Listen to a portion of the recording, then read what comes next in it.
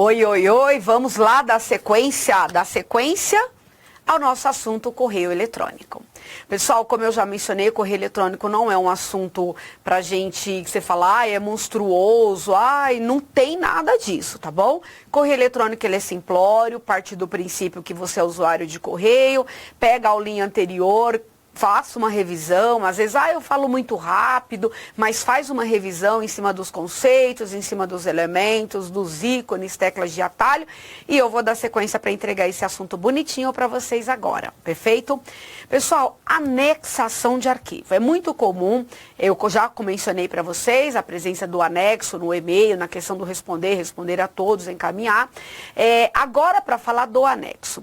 A gente anexa arquivo, e a gente anexa item, que são dois elementos aí distintos.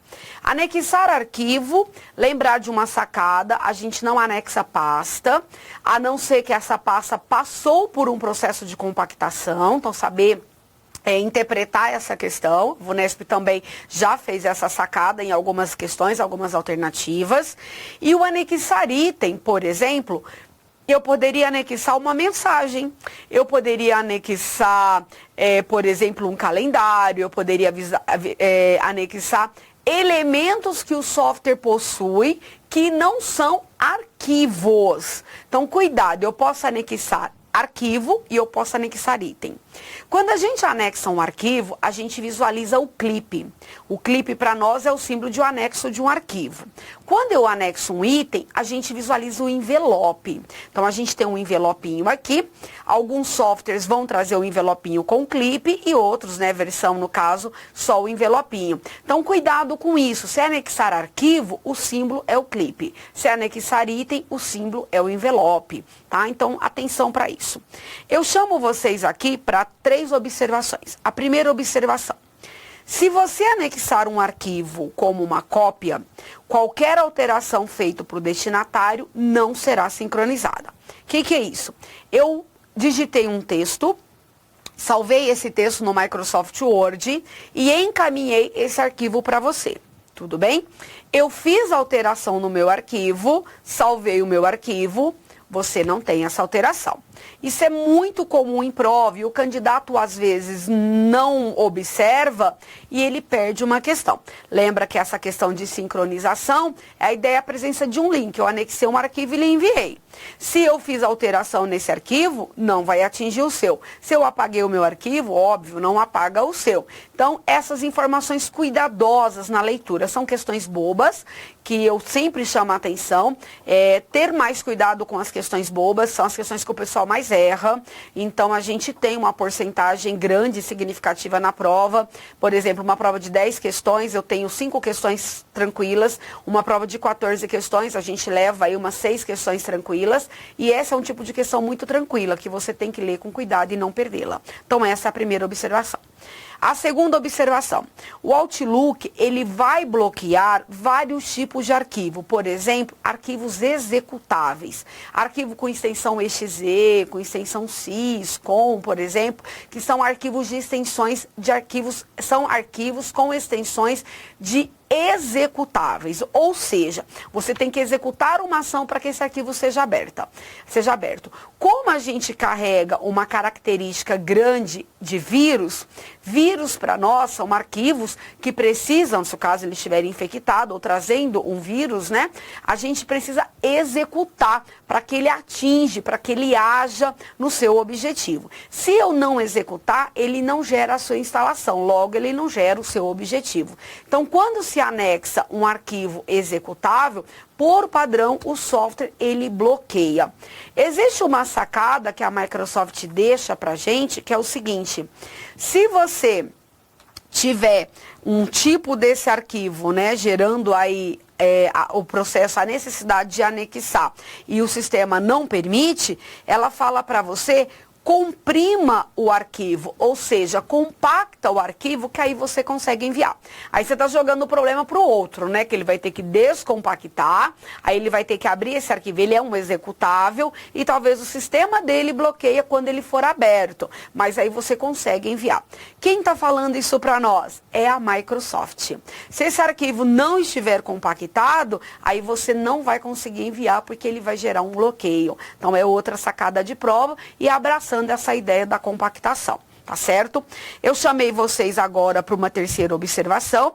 O Outlook, em especial, os demais softwares também, a gente carrega 3 formatos do texto no nosso correio eletrônico. Um formato é o HTML, o outro formato é um texto sem formatação e o outro formato vai ser o RTF, o rastexto para nós. Então, são 3 formatos, o HTML, o sem formatação, por exemplo, um TXT, né, que a gente já falou lá atrás, o nosso TXT antigo do bloco de notas, e o nosso RTF, né, a fonte cuja característica carrega a formatação.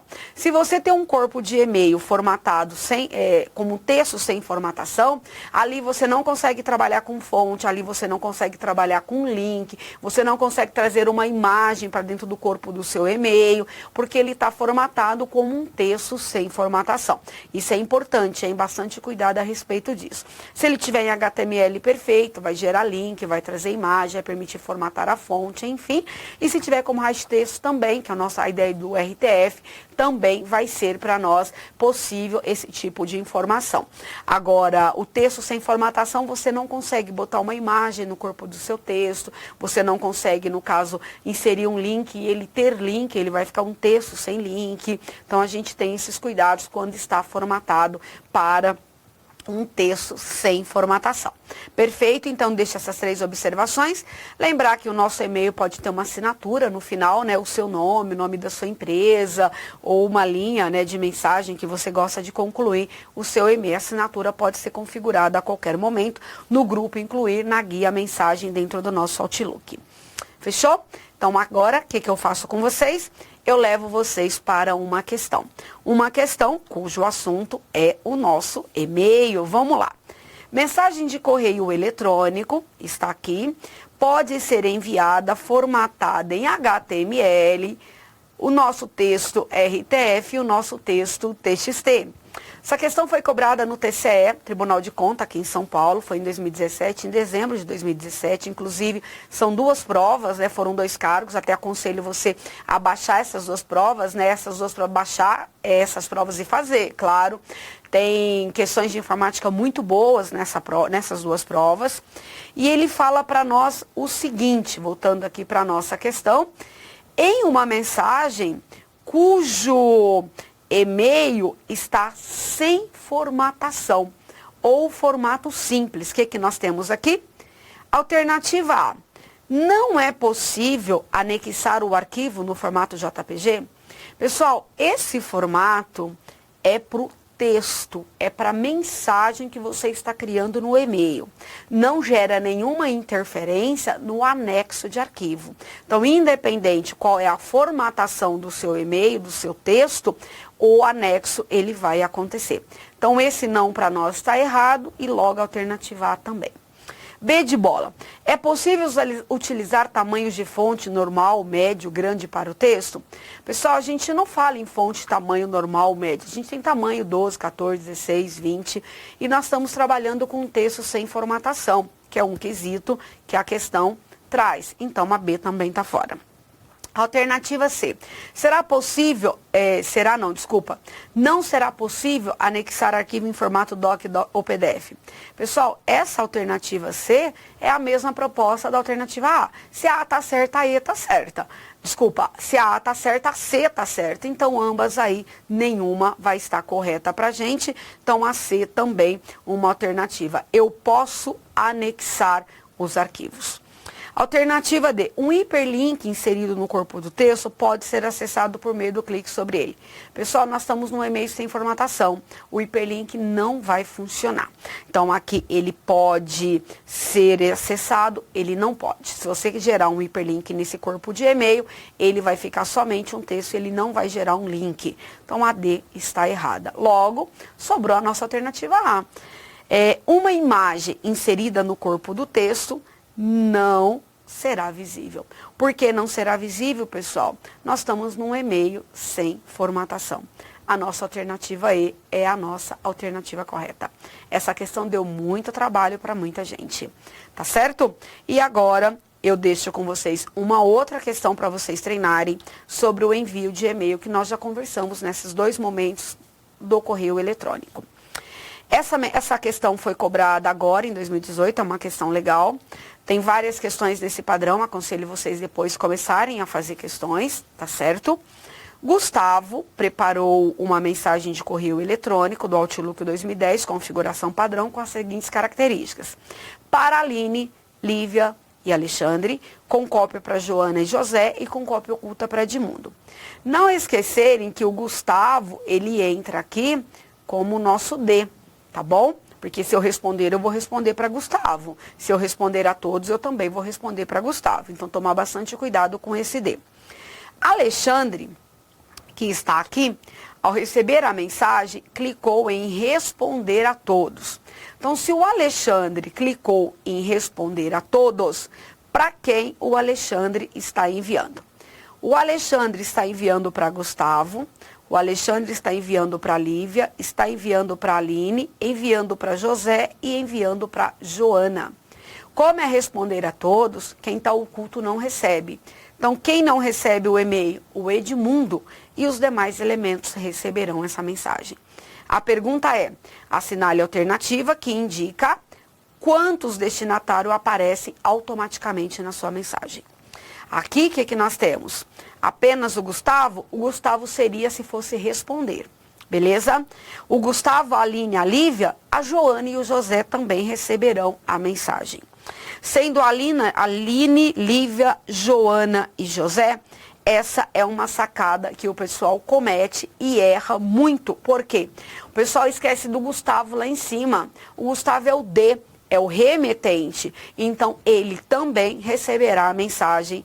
A C está errada. A E vai estar errada por causa do Edmundo. O Edmundo está oculto. E a nossa grande questão é a D de dado. Esse tipo de questão o pessoal erra bastante. Primeiro, por falta de leitura. O Gustavo lá no enunciado ele não pode ser perdido. Ele está incluído nesse processo de responder a todos. E o Edmundo está excluído. Por que o Edmundo está excluído? Porque ele está em cópia oculta. Perfeito? Então, nessa brincadeira toda, a gente fecha essa questão com a nossa alternativa correta D de dado. E eu entrego para vocês as informações que vocês precisam para estudar o assunto correio eletrônico. O preparo, o uso, o envio e a anexação. E desejo bons estudos e muitos acertos se o assunto for correio eletrônico. Os outros também eu já desejei para vocês. Beleza? A gente se encontra para falar sobre internet. Até já!